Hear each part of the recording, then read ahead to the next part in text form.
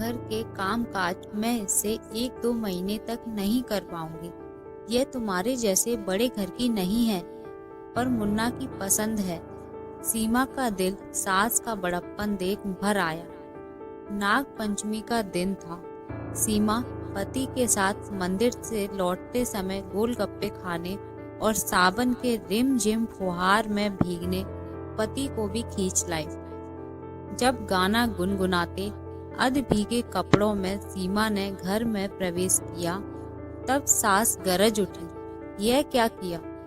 पानी में भीगने से मुन्ना की तबीयत खराब हो जाती है। वे दवा का डब्बा उठा लाईं। जल्दी जल्दी कुछ दवाइयां देने लगी। सीमा हैरान थी, जरा सा भीगने से सासू माँ इतना नाराज क्यों हो गईं? शाम होते ही उसके पति को तेज पेट दर्द और ज्वर हो गया। सास उससे बड़ी नाराज थी। पारिवारिक उम्र दराज डॉक्टर आए। वह डॉक्टर साहब के लिए चाय लेकर कमरे के द्वार पर पहुंची। अंदर हो रही बातें सुनकर दंग रह गई। डॉक्टर सास से धीमी आवाज में कह रहे थे, लास्ट स्टेज में परहेज में लापरवाही करना ठीक नहीं है। आपको मैंने इसकी शादी करने से भी रोका था। सीमा के आंखों के सामने अंधेरा छाने लगा जैसे चक्कर खाकर गिर जाएगी। तभी ना जाने कहां से आकर जेठानी ने उसे सहारा दिया। उसे बगल के कमरे में खींच कर ले गई। उन्होंने फुसफुसाते हुए बताया, उसके पति को कैंसर है। इस बात को छुपाकर उससे विवाह करवाया गया, ताकि उसका पति मरने से पहले गृहस्थ सुख भोग ले। सास ने सिर्फ अपने बेटे के बारे में सोचा, पर उसका क्या होगा?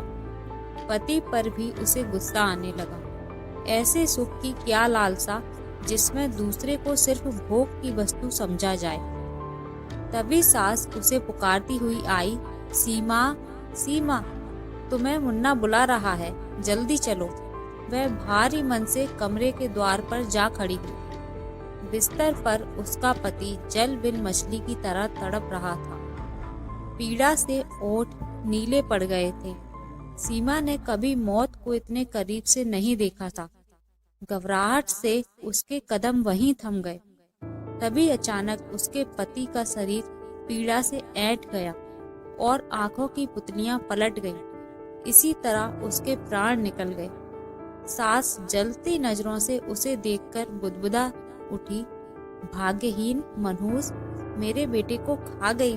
उससे लाड़ करने वाला ससुराल और उसे प्यार से फूलों की तरह रखने वाली सास पल भर में बदल गए।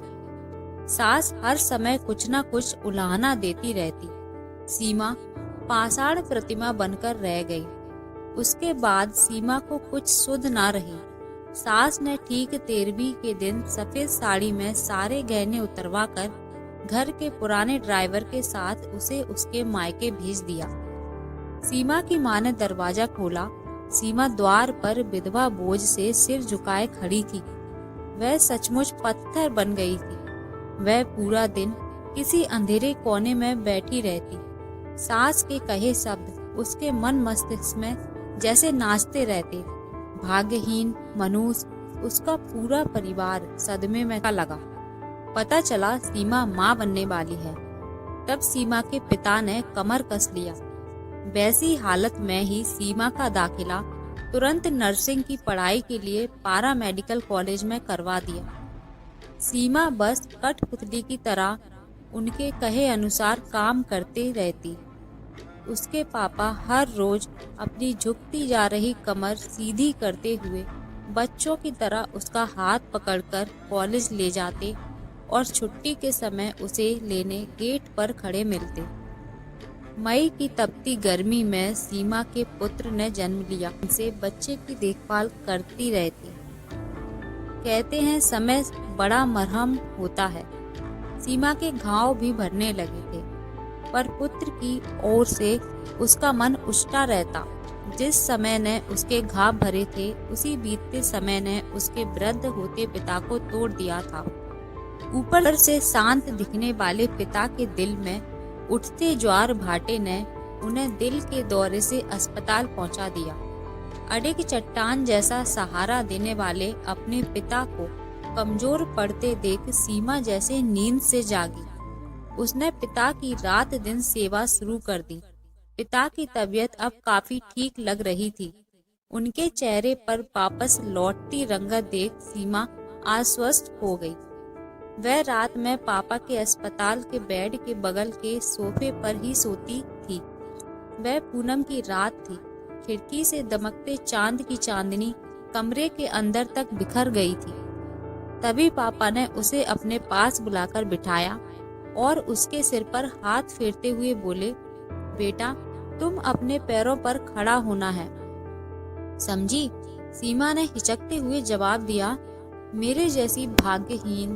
पिता ने उसकी बात काटते हुए कहा, तुम भाग्यहीन नहीं हो, बस एक धोखे और दुर्घटना की शिकार हो, जिसमें गलती तुम्हारी नहीं मेरी थी। अक्सर मुझे पश्चाताप होता है, तुम्हारी शादी करने से पहले मुझे छानबीन करनी चाहिए थी। भीगे नेत्रों से उन्होंने अपनी बात आगे बढ़ाई, पर जानती हो बिटिया, असल गुनहगार धोखा देने वाले लोग हैं। एक बात और बेटा, तुम इसका प्रतिशोध अपने पुत्र से नहीं ले सकती हो, उसका ख्याल तुम्हें ही रखना है। थोड़ा मौन रहकर उसके नेत्रों में देखते हुए पिता ने कहा, भाग्यहीन तुम नहीं, तुम्हारी सास है। बेटे को तो गवाया ही, बहू और पोते को भी गवा दिया, पर कभी न कभी ईश्वर उन्हें उनकी गलतियों का आईना जरूर दिखाएगा। ईश्वर के न्याय पर मुझे पूर्ण विश्वास है। पापा से बातें कर सीमा को लगा जैसे उसके सीने पर से भारी बोझ उतर गया। पढ़ाई करके उसे शहर के एक अच्छे अस्पताल में नौकरी मिल गई। वह बेटे के साथ खेल कर अपना दुख भूल खिलखिलाने लगी। किसी न किसी से उसे अपने ससुराल की खबरें मिलती रहती। देवर की शादी और उसे बेटी होने की खबरें मिली, पर सीमा को ससुराल वालों ने कभी उसे याद नहीं किया। सीमा ने भी पीछे मुड़कर देखने के बदले अपने आप को और बेटे को संभालने पर ध्यान दिया। उस दिन सीमा अस्पताल पहुंची। वह आईसीयू के सामने से गुजर रही थी। तभी सामने देवर और जेठ आ खड़े हुए। पता चला सास बीमार है, इसी अस्पताल में भर्ती है। उन्हें इस बात का बहुत गम है कि सीमा के पुत्र के अलावा उन्हें पोता नहीं, सिर्फ पोतियां ही हैं। अब वह सीमा और उसके बेटे को याद करते रहती है। एक बार पोते का मुंह देखना चाहती है। देवर ने कहा, भाभी बस एक बार मुन्ना भैया के बेटे को अम्मा के पास ले आओ, सुना है बिल्कुल भैया जैसा है। तभी जेठ बोल पड़े, सीमा मैं तो कहता हूँ अब तुम हमारे साथ रहने आ जाओ, मैं कल सुबह ही तुम्हें लेने आ जाता हूँ। सीमा बिना कुछ जवाब दिए अपनी ड्यूटी कक्ष में चली गई। वह उनकी बेशर्मी देख वह हैरान थी कि इतने सालों से मेरी खबर तक नहीं थी और आज मैं डॉक्टर बन गई तो मुझे घर ले जाने की बात कर रहे हैं। वह चुपचाप अपना काम कर रही थी, पर उसके माथे पर पड़े शिकन से स्पष्ट था उसके मन में भी बहुत सी बातों का तूफान चल रहा है। वह सोच रही थी, पहले तो उसे खिलौना समझ मरणासन्न पुत्र की कामना पूरी करने के लिए धोखे से विवाह करवाया, बाद में दूध में पड़ी मक्खी की तरह फेंक दिया। आज अपनी पोतियों को पोते से कम आका जा रहा है क्योंकि वे लड़कियां हैं। अच्छा है वह आज ऐसे ऊंचे परिवार का हिस्सा नहीं है। क्या उसके पुत्र को ऐसे लोगों के साथ रखकर उन जैसा बनने देना चाहिए? बिल्कुल नहीं, वह ऐसा नहीं होने देगी। मन ही मन उसने कुछ निर्णय लिया। घर आने से पहले उसने छुट्टी की अर्जी दी। उसी रात को वह ट्रेन से बेटे को लेकर निकट के दूसरे शहर चली गई। वहां के अच्छे बोर्डिंग स्कूल में बेटे का नाम लिखवा दिया। काफी समय से बेटे का दाखला इस स्कूल में करवाने का मन बना रही थी। वह 3-4 दिनों के बाद वापस घर लौटी। अगले दिन अस्पताल के सामने ही देवर मिल गया। उसे देखकर लपकता हुआ आया और बोल पड़ा, भाभी, अम्मा की तबीयत और बिगड़ गई है। आप कहाँ थी? सीमा चुपचाप हेड मैट्रन के कमरे में अपनी ड्यूटी मालूम करने चली गई। उस दिन उसकी ड्यूटी उसकी सास के कमरे में थी। वह कमरे में जाकर दवाइयाँ देने लगी। सास उसके बेटे के बारे में पूछने लगी। सीमा ने शालीनता से कहा, ईश्वर ने आपके घर इतनी कन्याओं को इसलिए भेजा है ताकि आप उनका सम्मान करें।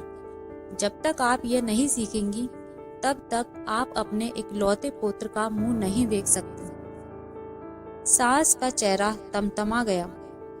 लाल और गुस्से भरी आंखों से उसे घूरते हुए बोल पड़ी, भाग्यहीन, तुम धोखा कर रही हो। मेरे पुत्र को छुपा कर नहीं रख सकती हो। तुम्हारे जैसी मामूली लड़की की औकात नहीं थी मेरे घर की बहू बनने की। सीमा ने उनकी बातचीत को काटते हुए कहा, भाग्यहीन मैं नहीं, आप हैं। सब पाकर भी खो दिया। आपने मुझे धोखा दिया, पर भगवान को धोखा दे पाएं क्या? आपको क्या लगता है एक सामान्य और मामूली लड़की का दिल नहीं होता? उसे दुख तकलीफ की अनुभूति नहीं होती? एक बात और देखिए, आज आपको मेरे जैसी मामूली लड़की के सामने इतना अनुनय विनय करना पड़ रहा है। अपने पोते की शक्ल देखने के लिए गिड़गिड़ाना पड़ रहा है। अगली सुबह सास के कमरे के आगे भीड़ देख तेज कदमों से वहां पहुंची। पता चला अभी अभी दिल का दौरा पड़ने से सास गुजर गई। पास खड़े अस्पताल के वार्ड बॉय को कहते सुना, दिल की मरीज थी। कितनी बार डॉक्टर साहब ने इन्हें शांत रहने की सलाह दी थी। अभी भी ये अपनी बहुओं को बेटा ना पैदा करने के लिए जोर जोर से कोस रही थी। उससे ही तेज दिल का दौरा पड़ा। सीमा ने पापा को फोन कर सास के गुजरने की खबर दी। वह ऑफिस में माथे पर हाथ रखे बैठी सोच में डूबी थी। पुत्र से भेंट ना कराकर उसने गलती कर दी क्या? तभी पीछे से पापा की आवाज आई, सीमा, जिसके पास सब कुछ होने के बावजूद भी खुश ना हो, यह उसकी नियति है। यह ईश्वर की मर्जी और न्याय है। हमारे समाज में जब नारी की चर्चा होती है या विवाह की बातें होती हैं, तब अक्सर सब उसके रंग रूप की बात करते हैं। मुश्किल से ही कोई नारी की योग्यता को प्राथमिकता देता है। क्या नारी सिर्फ भोग की वस्तु रहेगी? इस तथ्य को लेकर आपके क्या विचार हैं? कमेंट बॉक्स में जरूर बताइए। और कहानी अच्छी लगी हो तो वीडियो को लाइक और चैनल को सब्सक्राइब जरूर कीजिएगा। धन्यवाद।